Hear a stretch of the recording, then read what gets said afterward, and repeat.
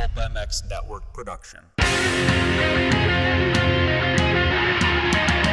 Welcome to the Troy Lee Designs and Racetech Suspension and Engines Blair Matthes Project. Welcome, everybody, to another edition of the Troy Lee Designs Racetech Blair Matthes Project. Thanks for watching and or listening. Really appreciate you guys supporting the show and support our partners that do this, that make it happen each and every single week. From Troy Lee Designs, Racetech, Zool, Seat Concepts, Firepower, Maxxis, ASV Levers, Namira, Stomp Grip, all on board with us, of course. Troy Lee Designs, since 1981, they have been making cool shit. They started with painted helmets. They went into visors that we all had. Well, actually, if you're over 30, you had a Troy Lee Designs visor at some point in your life, 100% guaranteed. And now, of course, they make moto and mountain gear. Troy Lee Designs Ducati team doing big things. Ferrandis is back and riding pretty well.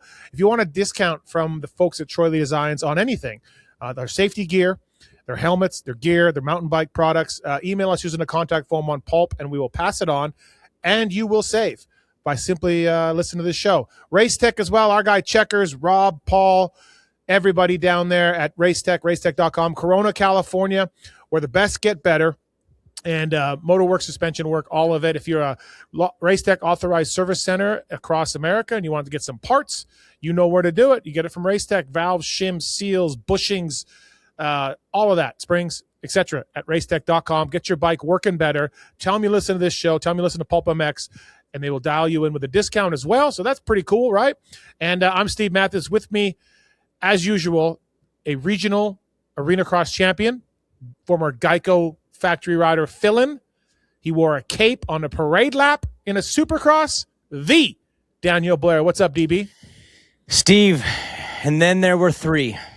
Ken Roczen is back in this thing, not only mathematically, but dude is on the gas, and I think it's the perfect injection, the perfect time to just give this thing a little bit of life, because it was feeling a little bit, it was just getting a little Hunter Eli for the conversation, of course, but now the conversation changes, man, and I think the timing of this is perfect, so I'm fired up. Let's get into some things. And, shout out Ken Roczen. Thanks, buddy. Spice this thing up for us. Yeah, absolutely. I did a podcast with Peyton Stevenson, his longtime practice bike guy, 10 years on the job. It's up on the Steve Matthes show feed. Super interesting to get us behind-the-scenes look at Kenny and how he's feeling, why he's riding well, why he's so happy, all of that. Peyton gets into it, so check it out if you can. Also, check out Start Your Systems if you're like one of those gamer guys, because the fraud, Kellen Brower, he's producing the show. What's up, Kellen? Not too much, Steve. Just frauding it up as usual. You're coming in hot. Your voice is really hot. Oh, sorry. I'll tone myself down a little bit. Don't worry about it. You need to tone down your fraudulent picks, dude. You gave me Pierce Brown, and Nate Thrasher in back-to-back weeks, dude. Just screwed me. It's like just handing over time bombs to DB with his points lead. So I think you are pretty fraudulent. Love it. Always been there for the fraud. I've been a fan of Kellen from day one, and he's getting me back into this thing. So. This coming from the guy that still has the red plate, by the way. So, yeah, I'm that good. You can't disrupt what I got going on, even if you give me DNFers left and right 2 weeks in a row. Speaking of that, I've been talking about this thing for a while now. You can see it on camera. It is a Troy Lee Designs Fly Formula helmet. I put it on my social. Probably some of you have seen it on there, but been talking about it and got it finally. Got it done. The folks at Troy Lee and Corona got me a helmet paint job. The 16, 17-year-old Steve Matthes cannot believe he has a Troy Lee Designs painted helmet. I wanted one forever, could not afford it, especially up being the Canadian dollar that I was dealing with back in the day. So I sent a helmet to Serrano Designs. I sent a helmet to Bob's Colors or something. Got a local guy to do one. Was never as good as a Troy Lee helmet, and now I have one. So thanks, Troy Lee. I'm stoked on that. I think it looks Troy Lee helmet. I think it looks great too. I like the social. For those out there wondering, we got one down, the app and Live Swap coming up next, folks. Yes, Live Swap is locked in. Live Swap is locked in at a later date. And the app? Dude, it's basically done. Basically.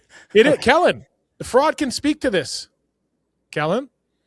Sorry, what was the lock-in date is now set, is what you're saying? No, the app, PulpMX Oh, app. the app. Yeah, sorry. No, it's great. And definitely my favorite thing is the game, but all of it is just way more streamlined than the old app. And I love getting notifications when the pods drop too. So loving it. Yep. So stay tuned for that, everybody. All right. So we are rolling here at PulpMX HQ. All right. Props to Justin Brayton. He pointed out on his show, Eli Tomac clipped a tough block with his left foot. There's obviously something wrong with Eli. We know this based on his riding. JB, we don't know for sure if it is that tough block or not, but it does make sense. He qualified okay at Birmingham, and then that was a heat race, and it went south from there. And then, he got a little better at Detroit, let's say, but still not there. But DB, I mean, it makes as much sense as anything, or a practice crash at home. Yeah, and I think to JB's credit, he is respected enough to where if he's going to throw it out there, okay, if you're Eli, you definitely don't want to share anything, right? Because these guys don't want to share anything ever. It's like a big sneaky secret anytime anything ever happens to them. But if Justin Brayton's willing to go out and put it out there like that, that tells me that it's probably right, because I don't think JB would do that, willing to disrupt the relationship that he probably has with Eli for his job. So I think JB is trustworthy in that. And then I went back and watched the clip myself, and I'm like, wow, there it is. And there's your timeline. That would be like ligament damage, ligament stretching, Yep. Something. And it's crazy because we're trying to figure out the timeline. Like this past week on my show, I tried to identify where the timeline kink happened, because he was so awesome. And we thought, hey, maybe it's the tooth. Maybe the tooth is what really got him, because ever since then but no, because he went to Indy when he was fastest qualifier. We had a transfer of power of the tooth, someone was saying, and it just took a week. Maybe. So the tooth was my first guess, and then it's like, nah, at Indy he was fastest. Then came him after Indy blowing out the privateers and their existence. Then the next week he ends up in the LCQ with them, which I visually, I can't even imagine what he must have felt like in the tunnel with those guys. Like after what he said, he's like sitting there like, oh my God. And I'm thinking, hold on. He didn't say screw the privateers. He just said, let's put 15 guys. I know the whole thing went off. He was part of the screw the privateers thing. And he's Eli. So if he's part of it, dude, he's part of it. Anyways. So I felt like maybe being in that LCQ, maybe like 5% just rubbed off on him, and he just can't get back to 100 because, had a little bit rub off from the LCQ. And then to find that, or for JB to find that video, spot it out, pay attention, and kind of piece all these pieces together that, yes, hitting his leg, all of a sudden, that's when the actual speed shut off. And he's been bad since then. It really is identified now. So, wow. He qualified quickest Birmingham first practice, right? Qualified fourth best Birmingham second practice, no biggie. And then that tough block happened. So, good job to JB AC show for picking that up. Yeah, no, that tough block was in the main, though. That was not heat? Okay. That was a main because he was way inside gate from the LCQ. That's right. Yep. So, technically, I mean, if you want to line up the dominoes, the J Coop thing happens with the wheel in the leg. He's got to go to the LCQ. He wins that, but then his gate choice was either probably way in or way out. He goes in, which is probably the smart move on that specific start, if I remember back. But that tough block on the inside maybe got him. And for him to come out third that night and even fifth last week and be kind of in the range makes me think that it's not something that is so bad that he's maybe on the way out. I think it's one of those things week by week, he's going to have to recover it. And if I'm looking at the calendar like him, I'm looking at St. Louis and I'm like, all right, I can't lose a bunch that I just got back this week, but I really need to get strong by Nashville and Cleveland because that's where the run begins. And you got to think Denver and Salt Lake are going to favor him. So he can't come out this weekend in St. Louis and this is the one where I got to be right now. You got a little bit of math to play with now. It's on your side. So he just needs to get good in the next 2 to 3 weeks. And then make that run late in the closing races of the season. So, it changes everything, though. I can't believe last weekend happened, dude. No, it's so crazy. It's just when you think it's safe to get in the water, shit totally. like that happens. It's going to be. So my report for St. Louis this weekend, believe it or not, Indy wasn't as bad as it could have been with the dirt because there was a monster jam there and they left the dirt in there. And it still turned into what it did. My early report is St. Louis is looking muddy and ruddy also, very soft. hauling the dirt in. So St. Louis may be another tough one if you are going through ruts with an ankle injury, a la Eli Tomac. So we'll see what happens there. Yeah. But, hey, another Red Bull KTM news. Aaron Plessinger out for Supercross. DB, I'm with you. I thought it was maybe an April Fool's thing or something. Absolutely thought it was. I was wondering, like, today, when we're recording this, April Fool's Day, just when I saw it, I was like, yeah, right. But then it's not, yeah, right. It's real. And that's terrible timing to release something that's pretty dramatic. Like, wait a day? I don't know. Wait a day? Yeah. Shout out to International Race Team. For the Vince Freeze termination. Yeah, that was great. They terminated Vince today. And here's the funny thing is like, it's obviously a great joke for April Fools that they fired their guy, whatever. But if you actually go and read what they wrote in this release, it's really good, like really well written. And so shout out to them on a well played April 1st. And KTM, like, you were the big loser today. It was the wrong day to announce that. Just terrible timing. We talked about AP, Justin Cooper, silly season, both looking for deals. This definitely hurts AP because Supercross is probably stronger for him than outdoors. And then it's a hip injury. And yeah, man, it's tough year for the Cowboy. Like, not great for Aaron Plessinger on a contract year. No, and it's not just the contract year; it's the math at KTM because Prado's done well enough, or I don't think that's going to change. I think they're gonna, that relationship is reunited. Then you've got Eli's decision that'll be pending. Who knows what he decides, when he decides, how that all works. If it's already been decided, I think for the contract it was supposed to be decided by now, but that's probably all in house. But I thought he was in a tough spot anyway there just because of the numbers and the math. We talked about it. So it's not just trying to stay there, but it's trying to get other options out there. As a rider, you always want 2 offers or 3. It helps with leverage. When you only have 1 offer, it's a pretty tough place to be. So this is terrible timing for him. And I'm with you. I think Supercross is typically better for him. So I just hope he has a great summer and everything works out. He's one of the best in the pits for sure. Okay, so a little bit of debate on this on the review show. I'd like to get the fraud's opinion on this too. Ricky kept saying the big winner was Ken Roczen because, yeah, he did win the race and he did pull within 14. And he was, I think it was 26 back, 27 back. So he pulled within 14. Good job for sure. But he has, just going forward from here, he has to jump Eli Tomac and jump Hunter Lawrence, right? 14 points. You get 3 at a time, 5 at a time. It's going to take him 2-3 weeks. That's if he goes on a run. If he slips up at all, we're back 14. My friend JT didn't agree with me. Imagine that. Thought that Kenny was indeed the big winner because he is in this. Daniel, you mentioned it off the top. That's what made me think of this. No, man. Eli Tomac's the big winner. Regardless of this injury, we'll see. Maybe it's nothing because maybe he can't get better than 4th this weekend again. But Kenny's got to jump 2 guys that have generally beaten him all year. So Eli Tomac is the big winner. He got the red plate back. I would love nothing better than Ken Roczen to win this. I would love nothing better than the 94 to take this. It would be such a freaking cool story. But, man, he's got an uphill climb still. Come on. Let's be real. So I think I told you a couple weeks ago that you and I actually agree a lot. Typically, we're in unison, and I'm more on your side than JT in these debates. But I'm going to have to stick with my 5'5" fellas, JT and RC. Kenny is the big winner, and here's why. Eli's odds got better. Kenny's odds are now there. They're there because there was no odds for him. He was out of this thing mathematically. It would have been the biggest comeback of all time where he was in the points. It was over for him from a math perspective.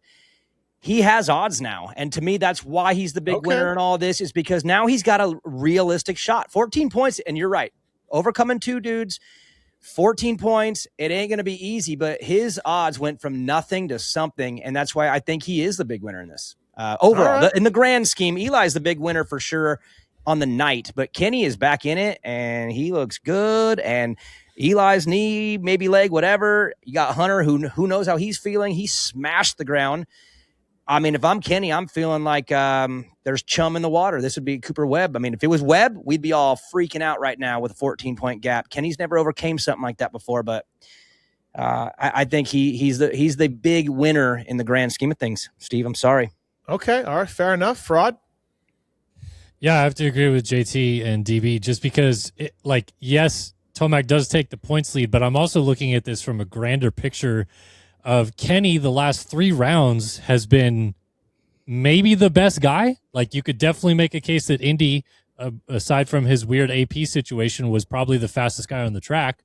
And then Birmingham, he had to go through 13 dudes and then was on Hunter for the remainder of the race, basically. So I think that all the momentum is flowing his way, and then to just suddenly get a massive chunk of points back in his favor, you have to imagine that he's feeling great about this.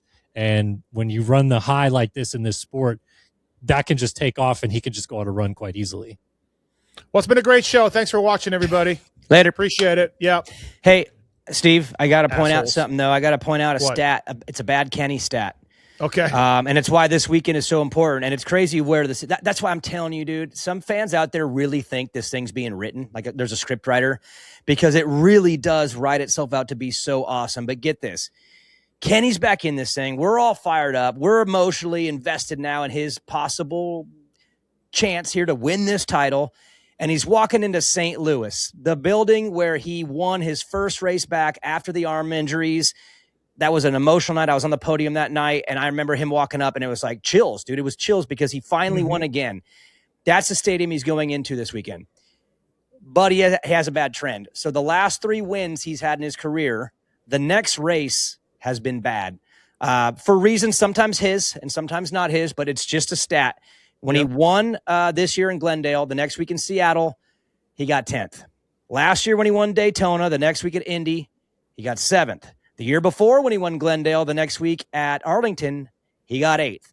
So the last 3 wins he's had have been followed up by absolute stinkers, and he has to break that trend this weekend, but it happens to be in the building where he had a triumphant return to the top. And it's like, how cool does a story sometimes write itself? I mean, it really is writing itself out to be, at least for a week, like it's a rad story. Now, if Kenny has gets a 4th this weekend and Hunter goes and wins, then it doesn't really feel the same. But if he was to win again, say he wins this weekend, dude, next week we're fired up next week, and we're starting to look at things different. We're running numbers and we're running math, and that's what's cool about this season right now is Kenny just brought this thing back to life for me, and I want him to win this weekend straight up. I want him to win very badly. Yeah. Maxxis Tires, by the way, speaking of Vince Freeze, running Maxxis Tires out there still on the International Supercross race team. Cade Clayson, Mitchell Harris. I picked Cade in fantasy. Let me down. God damn, Cade. Maxxis.com, great mountain bike tires, side-by-side tires, UTVs, all of that. Light truck tires, trailer tires. Maxxis.com. They got a scoop as well. Scoops are now not in vogue anymore, but they were in vogue. So if you are still a scoop guy, Maxxis has got them.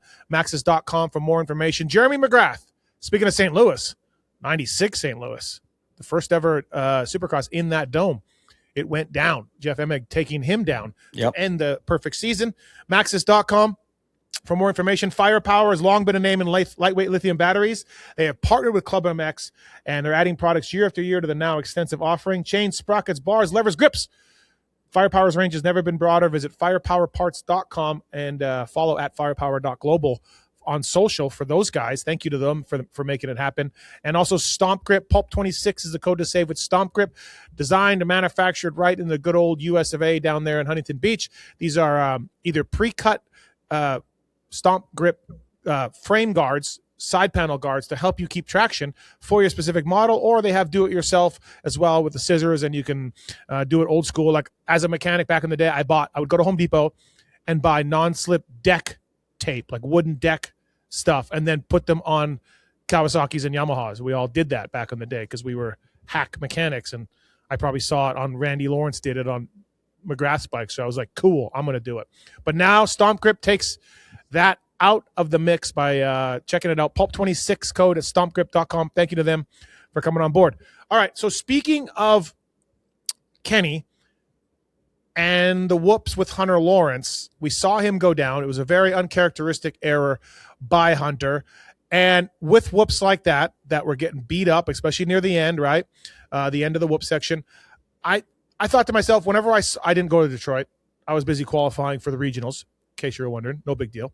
I was looking, and every time I saw Kenny on camera, I'm like, dude, he looks like he's cruising through whoops, if it's possible. Do you know what I mean? just half throttle, make sure your front end makes contact with the whoop, stay level, and just sort of cruise through them. And then when I watched Hunter, he was going after Chase, and I'm like, there's a guy pushing, and it bit him.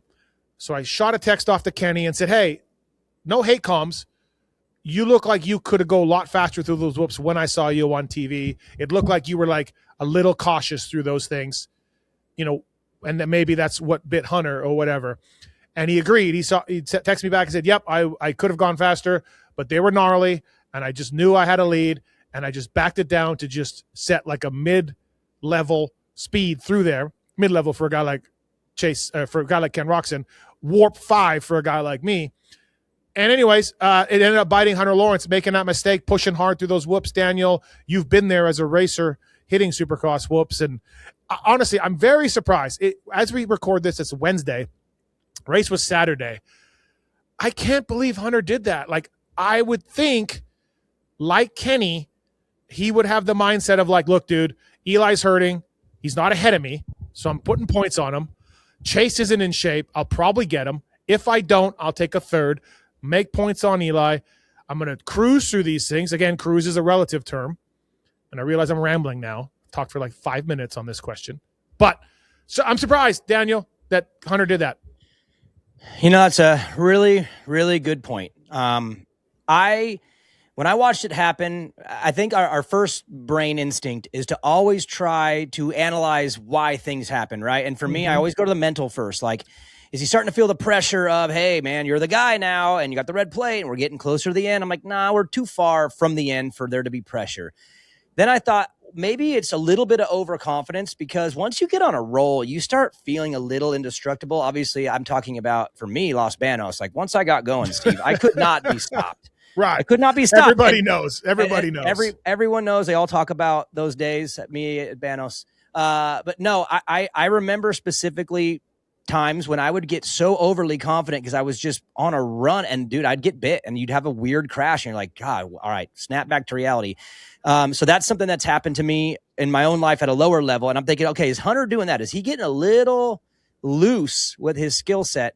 And I'm like, no, I don't think that's it either. He's too disciplined for that. And then where I landed was the track, and it was the stickiness and the slickness. And Detroit's weird, man. Think back to Jason Anderson in 2022.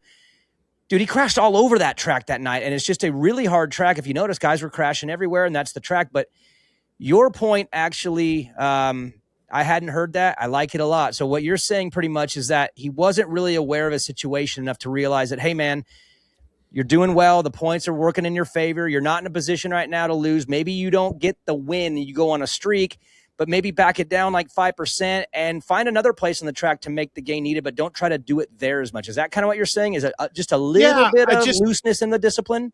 Hunter is not Chase Sexton. He is not Hardy Munoz. He is not these guys. He's smart. He's calculated. He thinks. He's very precise, all of that. So count me in that he didn't. Count me as surprised he didn't like go mid-speed and whoops and realize he's putting points on Eli Tomac. That's all. And maybe the big picture got away from him a little bit, and he got caught up in the night a little bit. And I could get on board with that because it was way out of character.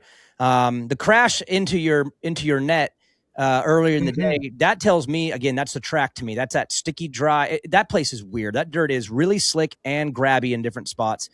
But I think the crash in the whoops, you're right. It was a little lapse in discipline and seeing the big picture and realizing that you probably still could get Chase.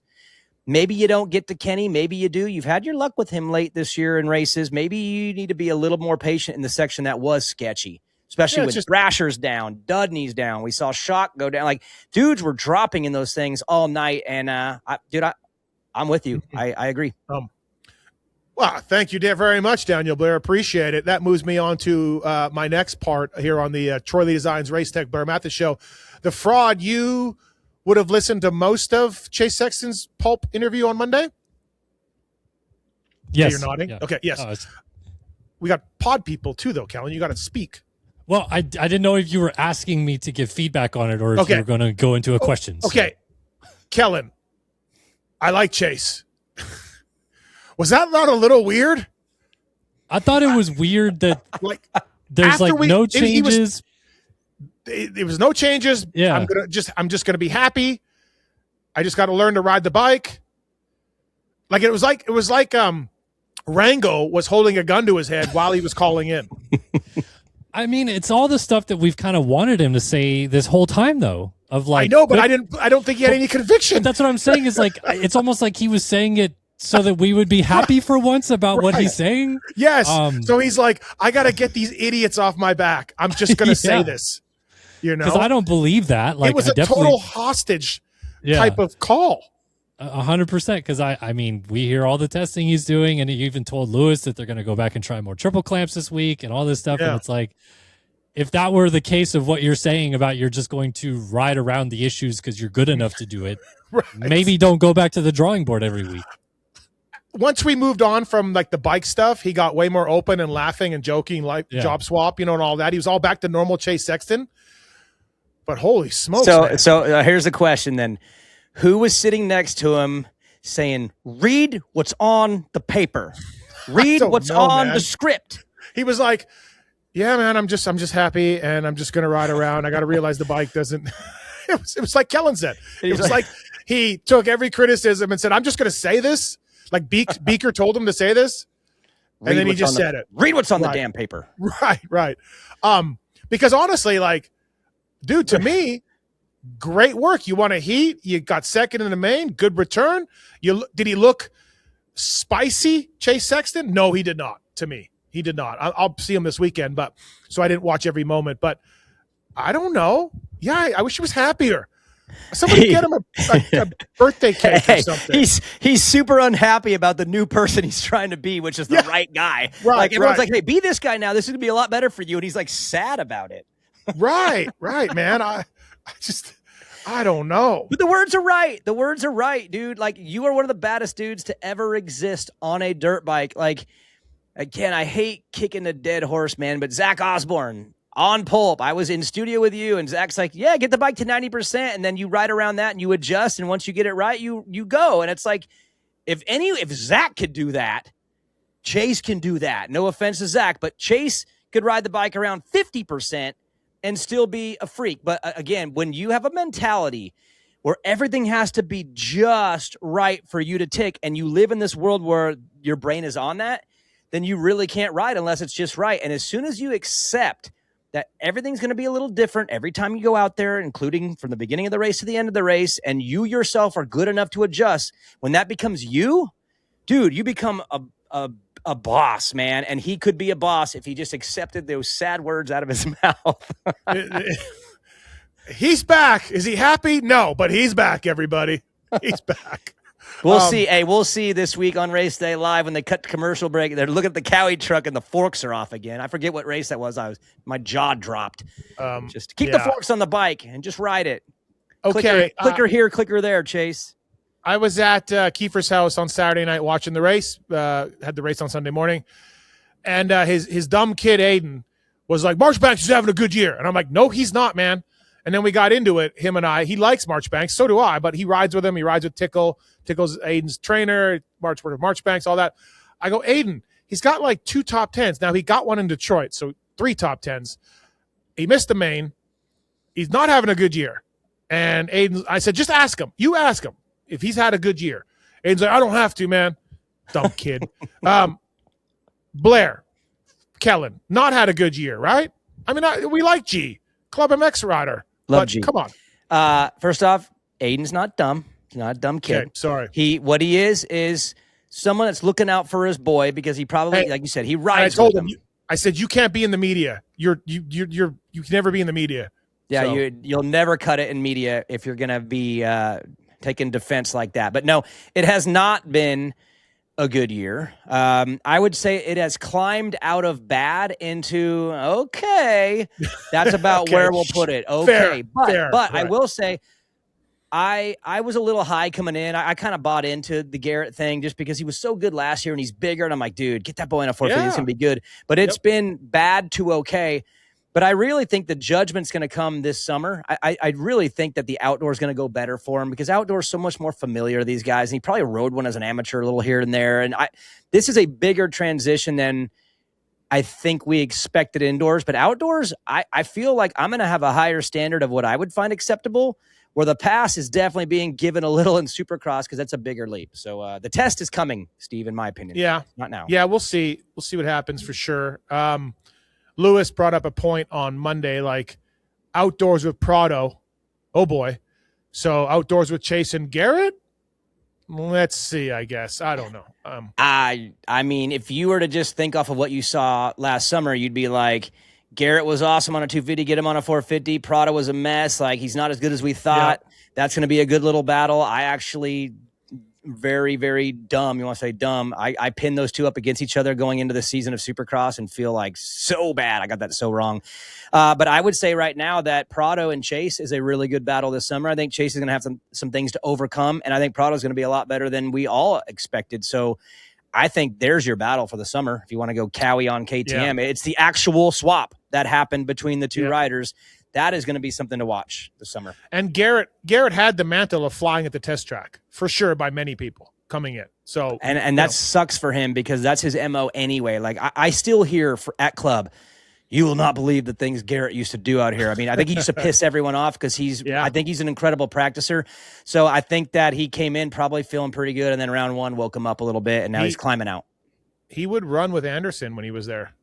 On a 250. And So the test is coming this summer though, Steve. Yeah, I think you're right. Troy Lee Designs Race Tech, TroyLeeDesigns.com. Email us using the contact form on Pulp. We'll get you a discount. Tell PulpMX sent you to Race Tech. Get the deal on your suspension work. Get that oil change, for God's sake. You probably haven't even touched that damn oil in your forks and shock. It's probably basically looking like water right now. If you fixed it, your bike would act like it's riding on pillows, man. Racetech.com. Namura, thank you to Namura. Since 2001, they've been supporting riders with engine components for motocross, ATV, and UTV and personal watercraft. From full engine rebuilds to performance upgrades, they offer precision engineered pistons, rods, kits, gasket kits, valves, cylinders, complete cylinder kits, tested to handle real riding conditions. Distributed through authorized partner, Namura is your engine component brand. Learn more at Namura.com. Thank you to them. Seat Concepts as well. PulpMX 26, all caps at Seat Concepts. If you're an adventurer touring guy, they got seats for you. If you're a moto guy, they got seats for you. They have different types of foam, different types of cover. They can custom make you stuff. Supporting Factory Beta, Phoenix Racing, Ampro, Yamaha, amongst others. Check it out. Race 2.0 is what you want if you're a moto guy. Comfort Series if you're like a adventure touring dude. They got proprietary foam and handcrafted seat shapes made in the USA. Pulp MX26, all caps at seatconcepts.com. All right, moving on here. We got the fantasy results coming up here as well and more. Let's go with this. Gage Linville debuting for Triumph this weekend. Linville's a good dude. I've interviewed him a few times. Kellen's probably talked to him the most of the three of us at the races when he was at Dirt Bike Depot. He rode a lot at the Triumph facility. So when they need a guy, Jalik Swoll's out, Austin Faulkner's out, they plucked Linville from the Dirt Bike Depot guys, and he didn't race. He's hurt himself pretty good, just back riding. But look, the East is a little weak already. I think he can get a top 10. I think Linville can put this thing in the top 10, DB. Well, he's going to have to get through the showdown first. Is he racing this weekend? He is, yep. Okay, so there's another team just like debuting a dude at a showdown, also, man. Full disclosure, I forgot it was a showdown this weekend. Yes. So, can he get to a top 10? Not in the showdown. Not in the showdown. Not the showdown. No, I would like to see him get into the main. And Romano had to go through the LCQ, so he got in Birmingham, just barely through. I was very happy to see that. I hope the same for Linville. Just get through this one, get in. That would be a great accomplishment. If you actually look at his results, he has a podium in the mud last year at the mud one that Hymas won. So Linville has been on the box. But outside of that, he's never been in the top 10. So I think you're right. Chase that 10th. I think he could get it. The East has been beat up over the last few weeks. So after he gets to the showdown, if everything goes smooth there, lock in and get a 10th by the end. But what I really do like is that they gave him the deal all the way through the end of SMX, so he gets the summer too. Sometimes he's filling things like for me, when I got mine, it was just 6 rounds of Supercross. Now, I would have never agreed to go racing outdoors because I'm too smart for that. And they're too smart for that. Hey, DB, we'll see you outdoors at GH. Hey, you're going to, after Vegas Supercross, you're doing Glen Helen for us, right? Nope, I'll be at Banos. But Linville is a pretty good outdoor rider too, and I think that he'll have some success this summer. So I'm glad that they gave him the whole shebang and not just like a limited time kind of deal. Keller, Linville, Maine this weekend? I think it's going to be a lot like Romano, kind of like a little bit kind of off the couch, fresh feeling, will have speed, but needs to have a good start at least in either the heat or the LCQ to make it in. But I think so. I just don't think that he's got the distance. Like, I think it's going to be make it in, get a result, move on to next week, and then that's where we can really start this whole shebang. Yep. Shout out to Dirt Bike Depot, because sometimes these smaller teams can be real dicks about riders leaving, especially like Linville, who would like, quote unquote, would be the star of that team. Yeah. Sometimes they can make it difficult. Sometimes behind the scenes they throw fits, all of that stuff. It looked like, I don't know the Depot guys at all, but it looked like, according to their social post, they were stoked for Linville, which they should be, you know? So good job to the Dirt Bike Depot guys for letting them go. Okay, it's time. I didn't put this on our list of topics, but it is time for Dudney Corner. Dudney Corner. Kind of shredding this weekend, and then we had a big one, and then the main was terrible. Dudney Corner, starring Daniel Blair. Yep. I'm going to hold firm. What you saw in that heat race, there's a glimpse of the ceiling. That kid is going to win indoor and outdoor titles. I will go on record again as saying that. I believe that. I fully believe it. But I also fully believe they should stop the Supercross thing right now. Stop it right now and go get him ready for Paula, because I think he could be top 5 at the opening round in Paula. He is that good. The ceiling is way higher right now today outdoors. And the more they send him out there in Supercross, he's just, I mean, it's cartwheel here, cartwheel there. And I don't think the learning is going proper right now. So I would say, we got through it. We're good. Now go get ready for outdoors. I don't see what's left to gain when there's a lot to gain over the next 6 weeks getting ready for the summer, and they're playing with fire. I don't want them to ruin a potential superstar because they're stubbornly just trying to ride this thing out when he's crashing this much. It's not smart for his career. Do what's best for him. Get the MX suspension on the bike today. I wrote this in my column. I don't know Dudney at all, but I do know Star, and I do know the way they operate. I wrote this in my column that Dudney should perhaps look up Jared Fry, Nick Romano, Kyle Peters situation. Is there any chance? Like, he's too young, too good? Like, there's no. Kellen, back me up on this. Again, this is, in my opinion, the shiniest prospect, highest prospect I've ever seen in amateurs ever. And it's not just that. It's the mentality. I know some things about this kid from the last few years, just some off the bike, like the work ethic, the mentality, the way he thinks a little bit. I mean, this kid is really special. I don't think he'll ruin him. I think that they could potentially ruin him by not making career decisions. And again, if I'm wrong and there's people from the team listening that don't agree with me, that's totally fine. If it was my own kid, I would say we're done with Supercross. We learned some. Let's go race some outdoors now, because I think we bit too much a little too early. But despite their culture, that Daniel, they do not clip him. No, I would say there's probably some over there right now that are going, I don't know if he's even got it. And it's like, oh my God, dude. Like, okay, so you're saying there is a chance because of their culture. Well, maybe because of their culture. Maybe that history would play a role in that. But I think he's really, really, really special. So okay, Keller. Yeah, what I was going to say about it is, I'm very curious how he responds to like this little wave of non-success, because he's had moments over his timeline in amateurs where it's been great and okay. He's always had the talent. But when you're at the pro level and you think things are going to go smoothly and then immediately they're not, and you're probably getting questioned by the team about a lot of decisions or different things, I'm curious how he absolves all that. Like, I don't necessarily think it's a Fry or a LeBlanc or any of these guys that are ready to just, okay, we're done. But you got to get through like this shitty part at the beginning of it's kind of going to be crappy and you're going to get yelled at a lot for like a year, and then come out of the other side a better person. Okay. We'll wait and see. Supercross, though, man, it's just like I said, this wouldn't be happening outdoors. It will not happen outdoors if he gets through this somehow. But he could literally light the world on fire at the opening round of outdoors. But each week, he's becoming more comfortable crashing. And maybe it's maybe the message isn't being delivered to him, which is, hey, let's just get through this nice and smooth. And if they're pushing him to or letting him just go freely like this, then that's on them too. But I mean, it's not good. There's too many big crashes, and all it takes is one stupid little one that could bite him in a way that it ruins the summer. And it's like, you guys just screwed it all up. And so that's why I'm saying I probably shouldn't be over here telling that team what to do. It's probably not my place to do that, especially when they're a competitor team of ours. But I'm a believer in that kid. I spent too much time in amateur racing around that kid and racing against him. I know what he can be, and they're playing with fire. So I'm saying they need to be smarter with what they got. He's that good. It's worth making long-term decisions with someone that good. And to me, each week is it's proving my point every week. Troy Lee Designs, Race Tech, Zool, Seat Concepts, Firepower, Maxis, ASV Levers, Namira, Stomp Grip, all on board with us.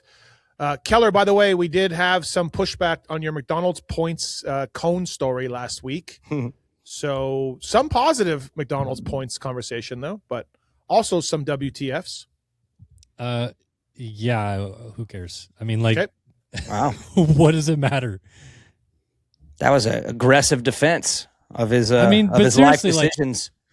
Just people couldn't believe you didn't buy the cones anyways for your children, and you walked across the parking lot. We walked 50 feet. It's not like I said, Okay. hey, kids, you're totally screwed. No cones today. Get in the car. That's not what happened. That's the visual that I like to live with. That's what I've been imagining. Yeah, me all the time, too. and I like it. I Makes wish me that laugh. did happen, because that's what Wygant would do. 100%. Get in not the what I car. did. Get in the car. Hey, ClubMX Corner now here on the Troy Lee Designs Race Tech Blair Matthes project. Daniel, come on, man. We need you to be honest in this segment right here. We need you to be honest. I said this on the review. I said this on Pulp. Cody, little greasy on his buddy. That's a greasy move if it's not your teammate. Having it be your teammate, come and Shock's awesome. Cody's a great dude. Ay. Cody. So, wrong word. Wasn't greasy. Okay. I have the clip. I've watched it 1,000 times because I got to look both these two in the eye in the locker room as they sit next to each other. And no, I don't think greasy is the right word. And I'll walk you through it. Cody passes Devin. He goes off of what he knows, which is, okay, I've got Devin covered now. I'm going forward. And then all of a sudden, Devin fights back because Devin is developing his character right now as someone who is going to fight back no matter what, which I love for Devin.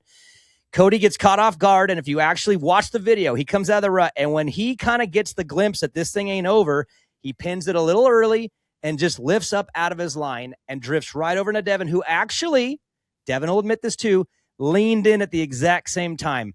Greasy's not the right word. He definitely made a mistake. Cody made a mistake by drifting. Both of them are very aware of what happened. Very, very scary for what it could have been. It turned out to be an amazing moment for Devin for sure. But no, greasy is not the word, Steve. Okay. Sorry. All It's right. not Well, yeah. greasy. I watched another clip from the front, and Cody almost had a big one. Also, He did too. You could have lost two riders right there. Oh, we absolutely could have. And that's the danger that you play when you are instilling something in them right now. And I will point out, both of them right now are being crafted. Cody's a little bit further along in this, but Devin too. They are being crafted into wolves. All right. Wolves. What the hell? Yeah, like dogs, but like meaner, the next level of meanness. Like Lou Chaney Jr.? Like Wolfman? Like Wolves of Wall Street, but Wolves of Club. All right. Where they Silver Bullet? Will a Silver Bullet take them down? Not these two. So we look, they have been battling hard every week, and they are trying to change their lives. Look, and let's be honest, we are an underdog team. We're not a factory team. We swing above our weight all the time, and both of them want that next level of life. All right. Cody wants that box, and he wants to win a race. And Devin is trying to change his life, which he has. We'll get to. Both of their mentality during the week and on the weekends is to fight at all costs. And they ended up catching each other in a berm at the same time. And yes, mistakes were made, learning lesson for both of them. But character-wise, I don't really look at it as a negative. They're both becoming something different right now, and it will pay off in the end. And there's reasons to believe, based on what I know is going on here and what's going on the weekends, that you're going to see a better version of them the rest of this year and next year and next year, because they are trying to instill something new in themselves. And sometimes that comes with scary moments, and that's what happened. It was a scary moment, an accident with two dudes who are wired right now purely to fight. And it was just really, really weird circumstances. So not greasy. Everything else I said is what that was. We had Devin on the review show, and he said he did pick up probably a lot of followers, which he said more than if he would have made the podium. So there is that. Hashtag kids these days. Yes. Yes. But that was amazing. That was a great freestyle move. Incredible. Kellen, And I just want to point out one other thing. Yeah. Yeah. No, today. Cody put Devin over a berm today. Just oh wow. So you know what, like I said, and that I'm literally saying, oh my God, we just got them all to believe. And then Cody goes, you put him over a berm today. I'm guessing there was a little conversation, right? Because Devin acted like to us on the review show like he wasn't stoked on the move. So I'm sure someone pulled everyone aside, right? Actually, you want to know what happened? Brandon told Devin, you be the bigger person here and go and talk to Cody and you guys work it out. And he did. And they talked about it and they were great today in the locker room. They're all good. And then Cody puts him over a berm. And then literally right after that, Cody put him over a berm today. And you know what? And Devin didn't have a problem with it because you know what Devin said? I'd have done the same thing. I'd have stuck him right over that berm too. So again, we are risking things a little bit over here, but at the same time, Devin wants to be a winner and he doesn't want to be a podium guy. And so does Cody. And the character comes first. Everything else comes second. So if we can get through this little period of iron on iron here, you're going to see two guys that you don't want to mess with if you're on the gate with them because they want something that they don't have. Can we get my sticker moved down a little bit? Jesus.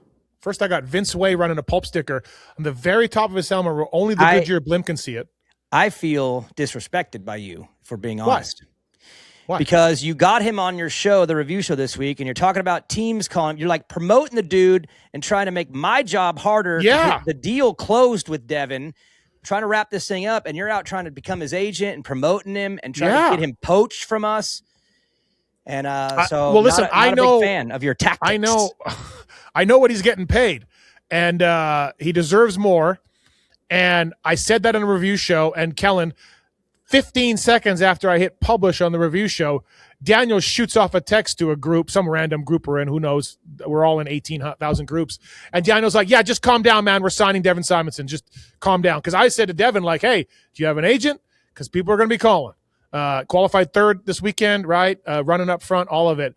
But Daniel, you are here to say that you have locked this dude down.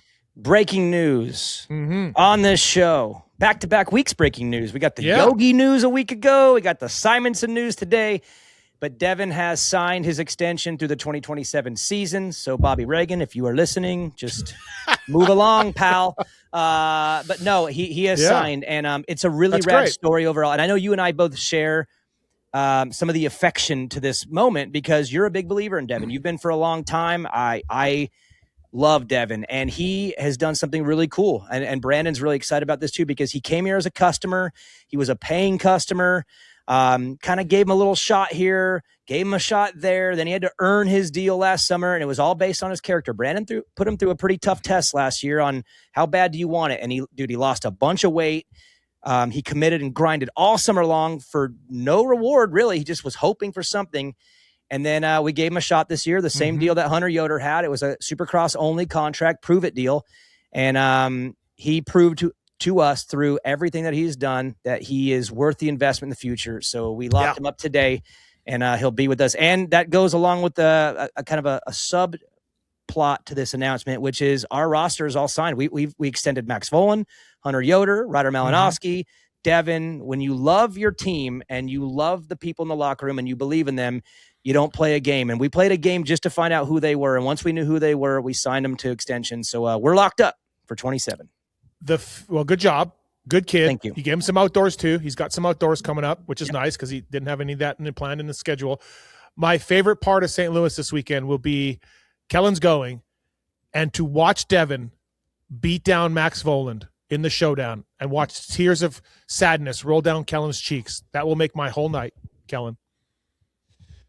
I'm clipping this and sending it to Max. I mean, right away for motivation. So, well, my little Devin, top club rider. Can't wait. Cannot wait. Hey, I will say, Kellen, to make you feel better, Maximus had himself a really good week. Had a really good week. It's all good weeks. We just it's all good weeks. Really good week. the guy doesn't even have a foot. So like he's doing a good job. He is for sure. Pretty filthy. He had a great week. So yeah, all 4 boys ready to rock and roll this weekend. And yeah, again, we're trying to create a little wolf pack of dudes that are going to go take what they want and not be pushed around. So it's part of their development this year. Zool's Bag Co., Trey Canard, Travis Pastrana, Zach Osborne, amongst others, using Zool's Bag Co.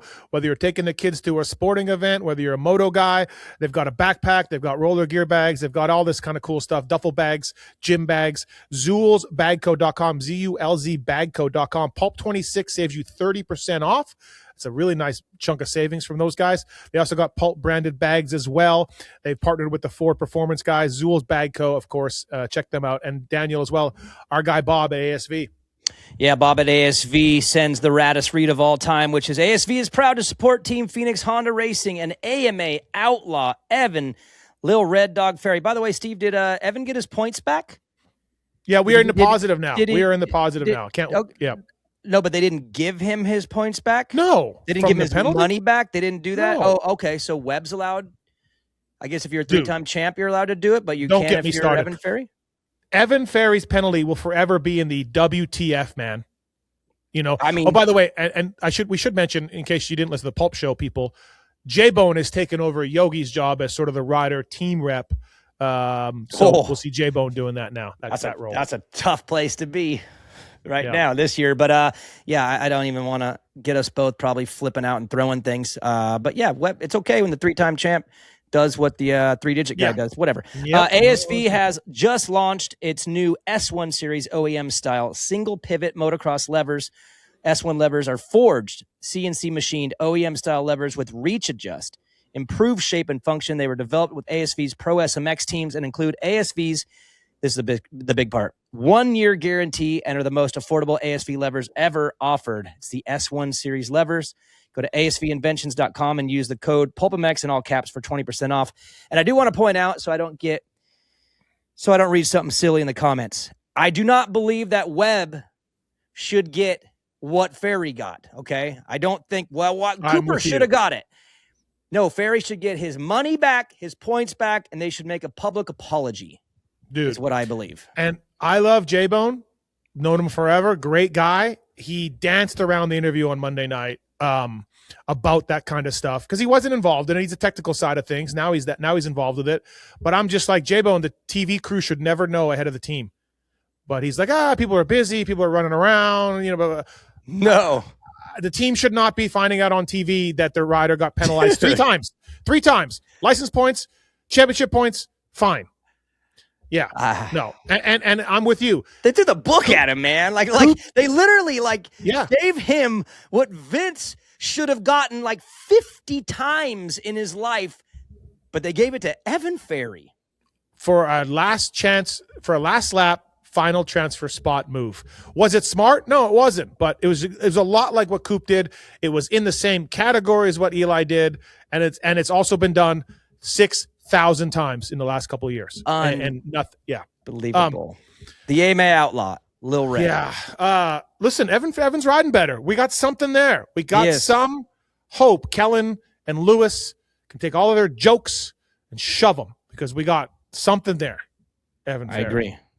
Comparing him to Timmy. I like Evan a lot. So. Comparing him to Evan or to Timmy. So I was going to ask you who the best privateer has been this year. But then I started thinking, wait, Savachi, Craig, and McElrath are privateers. So take them out of it. It's either Vince or Mitchell Harrison. They're really similar. Now, Vince is only 2 points up on Mitchell Harrison, but Vince has lost 14 points due to penalties this year. So, that's amazing. Yeah. I mean, Vince. Here's the thing. Vince has been around for so long and has done so good. And again, people are probably like, what? But he has done really good throughout a decade or more of 450 racing where he makes mains, he gets up front. Mitchell, to me, being like an every week main guy and just kind of being like almost like a shoe-in, that's great for him. So I would say my feelings are better towards his results, and that's not a personal thing because of my past with Vince. Vince has actually been very good for a long time. Yeah. In that place where he's been. This isn't new. And this isn't really new for Mitchell either. It's just a continuation of his career development here late, where he's a 450 guy. He makes mains. It's been awesome. And he's done it since the beginning, too. So I'll go Mitchell. Keller, we know that Partzilla is a big sponsor of the LVK show, but Vince Freezer, Mitchell Harrison for you. I mean, I think Vince, just because the last 2 years, him doing WSX, the Stark stuff, I kind of felt like he maybe lost the magic a little bit. Like we were finally over the hill with Vince being an elite Supercross guy. And I feel like aside from Vince still being Vince with the moves, he's kind of back a little bit, from talent wise. His starts have come back this year. The riding seems to be quite good when he's all by himself. And I think that he's taken a noticeable step up from where I thought he would fit into this group. I think you guys are right. Shout out Harlan. He's riding better than he was last year also for that. All right. I'll start with Kellen. Before we go to fantasy results for this week, final thing, St. Louis weekend. That dome has been around since 96, as we said. I think they've hosted races most of those years since 96. They've missed a few here and there. But St. Louis memories, Kellen. I say St. Louis. St. Louis Supercross. You think what? Honestly, a little bit low key, this race that Larocco led a lot in 98, at a rare hole shot. Okay, I don't remember this at all. Okay. Yep. Wow. It took Jeremy a while to catch him, though. And this is when Jeremy really got the ball rolling with Chaparral Yamaha. So that one sticks out to me. Everybody goes to the Pastrana track build and all that stuff. But that Larocco race for me, I just kind of, I don't know, sticks in my head. Daniel? Steve, you're going to love this. 2012, I'm traveling in the van, racing Supercross. I've got a fella with me named Hobo Nick. Oh, yeah. And out in front of the stadium, the van gets robbed during the night show. And they stole Hobo Nick's backpack and his passport. And he was scheduled to fly to Costa Rica the next day. And because they stole his passport, he couldn't go. He stayed on the road. And 3 weeks later, this led to that, led to this. And Hobo Nick flew to Jacksonville, Florida, and dipped his toe in the Atlantic Ocean. And walked 6 months across the country and dove into the Pacific. And it all happened because the van got robbed out in front of the stadium on that Saturday night in 2012, Steve. Those guys that stole that backpack, they started a journey for a man. They started a journey. They didn't even realize the legend they created by stealing his passport. I have Hobo Nick's, speaking of Troy Lee, I have Hobo Nick's stinky Troy Lee hat in a Ziploc bag in the studio here. That he wore for 6 months. That he wore for 6 months, walking across America. Kellen, do you remember that? Do you know anything about that? Oh, yeah. I think that's the first time I ever followed Hobo Nick was through that whole journey, and I still follow him to this day. Dude, nuts. Pookie went and met him with drinks and snacks at one point on the 40. He is such a rad dude. So I actually hung out with him a couple weeks ago when I went to California on the off week, and I hadn't seen him in a while. And he's the same dude, other than he's not a hobo no more. He's actually he's pretty successful, and he's done well for himself, and he's a great dude. But I'll never forget, man, that night is when the whole thing actually started. Yep. Okay, I got 2 St. Louis memories. One, on the line for the 250 Main, 1999, working for Ferry, no lean, and Kelly Smith is leading the whole damn thing as a privateer on a no linkage KTM, number 64. Yes, you're like this nut job on a KTM is going to win it, and I don't mean nut job like him. I just because he's riding a KTM, which in '98 was weird. So this weirdo is riding a weirdo bike. He's going to win this main event. He's going to win. And then Ernesto Fonseca comes up. They tangle. Kelly lands on his head. DNF. He goes, I think it was a lap and a half to go. No. Ernie landed on Kenny. No, Kelly Smith. Or Kelly, Kelly, not Kenny. No, they tangled bars. And then Kelly went off into the giggleweeds. You sure? I thought Ernie landed on Kelly in a rhythm section. I mean, I think he maybe came down and clipped his bars. Maybe he didn't land on his head or anything. He didn't land on him. No, not like that. Okay, I have to go watch the video. He landed maybe next to Kelly, and then they clipped bars and sent Kelly high-siding to the ground. So he goes from winning to DNF, and then, dude, a melee breaks out. Break out on the podium. shoving, pushing, yelling. There's video of that out there on YouTube. There is. Of the after stuff, dude. It's wild. Kelly's dad's in the mix. Dean Baker from Yamaha of Troy's in the mix. Yeah, it's a whole thing. And we're just sitting on the line going, look at that. A KTM's going to win. No, he's not. Oh, hey, look, now there's a brawl. Little did I know, 2 years later, I'd be working for Kelly and we'd win High Point and give KTM its first ever win. That's rad. That is right. Cool. And then I will also think of 2003 St. Louis. Ferry was hurt. Epstein Barr, he was sitting out. I was going to the races as a helper. And so I was standing on the side of the track when Chad won his, I don't know, he went 6 in a row to end the year, I think, in 03. Kellen's nodding. He probably knows. Dork. I don't know what race St. Louis was, but at that point, Ricky was telling people, I've got a big points lead. I'm just going to ride this thing out. I got a big points lead. Chad's seat had fallen off at Minneapolis earlier that year. But, dude, I'm telling you, he was so mad and stretching that throttle cable. The whoops, of course, were hurting him. Chad was crushing him in the whoops. He couldn't catch Chad, and he was so frustrated and mad at that. But then afterwards, Scott Taylor, Factory Spectator guy, his media outlet, we used to, he's just riding for the points. And I'm like, no, man. No, man. He was really, really mad. Chad had him. Chad had him covered the second half of 03, without a doubt. Where did DV smack Roncada? St. Louis. Was it St. Louis? No, Atlanta. Because the dirt color is close-ish, but Atlanta, was it Atlanta? Kellen? I think it was Atlanta because this is they took each other out in the heat race or something, right? That's that was 02. Funny story about that. We were in staging for the heat when that happened. Roncada threw his bike down, and I was working for Nick Way. Nick's like, grab his bike.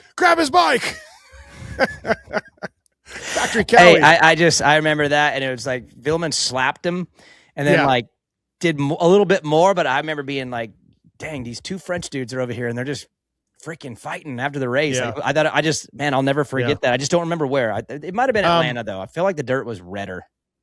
Also, St. Louis 02, in staging for the main, Villeman went in the porta potty in the staging area, and then guys were holding the door and not letting him get out.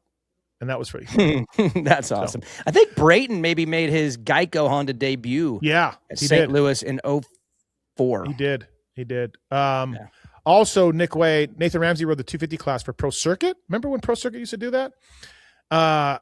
Nathan rode the two, and Nick took him down in the sand section by the mechanics area in 02, and then Nate got really mad at Nick, and I was like, that's awesome, because Vincent and Nick rode for Orange Brigade, and Nate was like the boss, and then when I was the guy, Nate was my boss, and they had a lot of conversations. I didn't know Nick that. and Nate were teammates for 100 different teams for 30 years. So they just had a moment. Yeah, they had a moment. Yeah, back then. Okay, all right. Good show. Let's wrap this up with the fantasy stuff. Love this. Love to see this. Thank you, Fraud. I've always been their fan of the Fraud, as we know. Okay, so I had Chase Sexton. I said 5th. He got 2nd. Sorry, Chase. +3. Colt Nichols, I said 12th. He got 17th. Yikes, after a season best 8th. I was 5 off. And Caden Dudney, I said 13th. He got 18th, 5 off. So not a good week for me. I mean, 13 points off, 13 positions off after 3 riders. Not good, but thankfully, my buddy Daniel Blair. Ferrandis, you said 9th. He got 7th, 2 off. Not bad. Christian Craig, you said 11th. He got 12th. Good job. But old Nate Thrasher comes in and just does a Nate Thrasher moment. He was either going to win or get last. He got last, 21st place, +14 off. That pulls me to within 8. 8 points, Daniel. Speaking of Chad in 03, I am Chad in 03, and you are RC. I guess when I'm getting Pierce Brown and Nate Thrasher in back-to-back weeks, dude, just absolutely putting me in a terrible position. But let's see what he gives me this week before I get too upset. But if he punks me 3 weeks in a row with some nonsense, crazy time bomb pick, I'm going to be upset. But I have faith that he's going to be more fair. No, my guy Kellen will come through. He'll be more fair this week, I bet. That's what I believe. Just terribly sorry to have given DB a guy that podiumed basically his first races of the year. I totally knew he would ram himself into the ground before a finish line jump. Mm-hmm. Sad. You knew. All right. Let's lead off with DB this week, shall we? I'm going to give you guys one of each class, basically. So one West, one East, and one 450. So DB, I'm going to give you Malcolm Stewart this week for 450s. Let's go 5. 5th for Mookie. Good. And by the way, we didn't even mention it. Cool to see Mookie on the podium. He's awesome. Dude, I know. He's one of my favorite riders to talk to. He really is. He's a good dude. He was so good on Race Day Live last week too. Like he's incredible. And yeah, he gets a third. We don't even talk about it, man. That sucks, dude. Okay, so what are we doing with the house? Are we renting it? Can you win it? Is Malcolm staying there? I'm so confused. They just said, and what about this Airbnb you got, Malcolm? Yeah, I don't really know what it all meant. I mean, I thought it was sick, but I was like, okay, so what does that mean? I don't know. I'm with you. I don't know, I'm man. not sure exactly with the house. That's I don't know, man. Does he live there? Do you move in with him? Is it a contest? I don't know. Yeah, do you get to live with him? I go 5th. Maybe Moseman will take him in. All right, DB, your next pick, Max Anstey. East-West Showdown. He got 7th the last showdown, I think. Yeah. 5th. 5th. What happened to Max? We know he had that cough and then an appendix. But that's a whole. Put it on our list for next week, Steve. Depending on how this weekend goes, because there's a lot of things to dissect with him that we could get into. It would take more than 10 seconds, so put it on the list. Maybe we can have the Anstey Whisperer guy call in. That'd be good. All right. Last pick for DB, Joe Shimoda.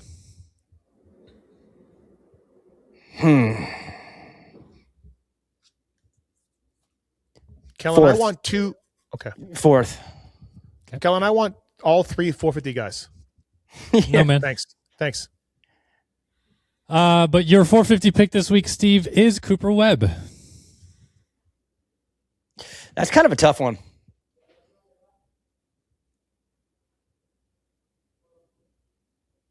Third for Webb.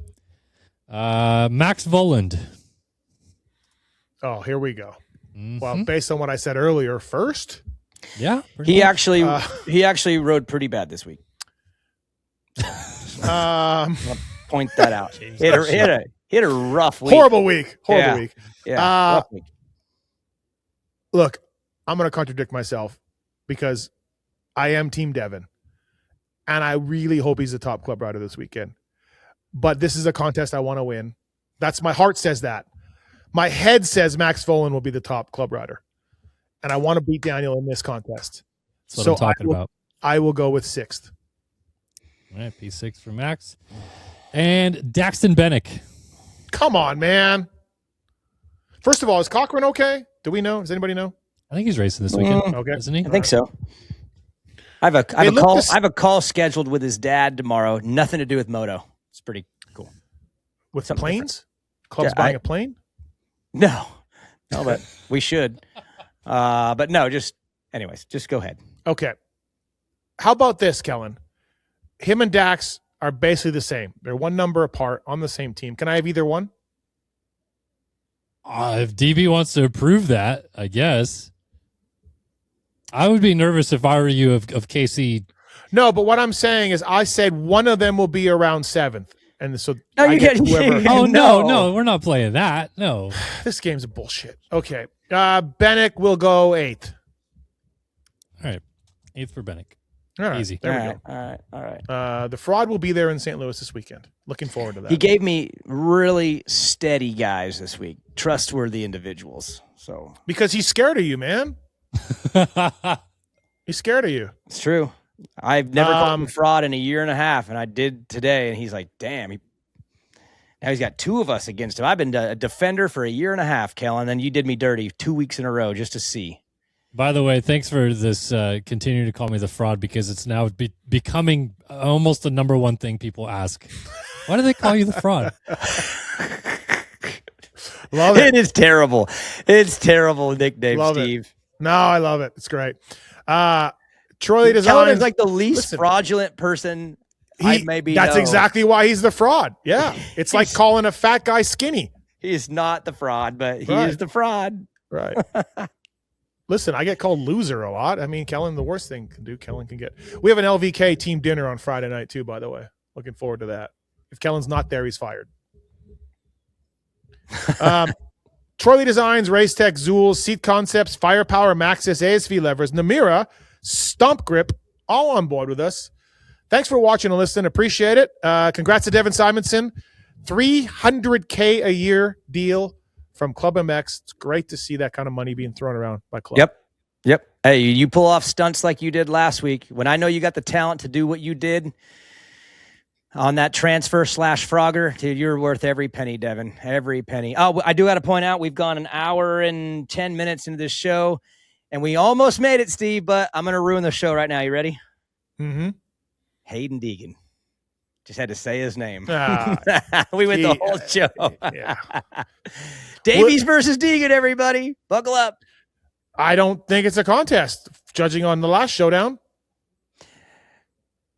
All right. We'll add one more minute to this thing. I think that we're going to get a better version of the battle because Cole is better. Detroit was his best of all of his races. He's better than he was. But Hayden is the man for all you Deeganites out there that love to remind me of his stats. You think I don't know him?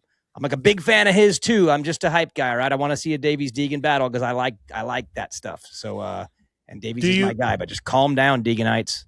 Do you think with my staunch defense of Hayden and his penalty that Brian comes up and thanks me this weekend? I mean, maybe you took his side. Maybe that's all it needed to clean it up. Yeah. We'll find out next Monday on the Pulp Show. There we go. Featuring Brian Deegan. Thanks for watching, everybody. In studio. In studio, exactly. We're going to cover spikes on shoulder pads the next games. Absolutely. Thanks for watching, everybody. Thanks to our partners. Use the codes to support us.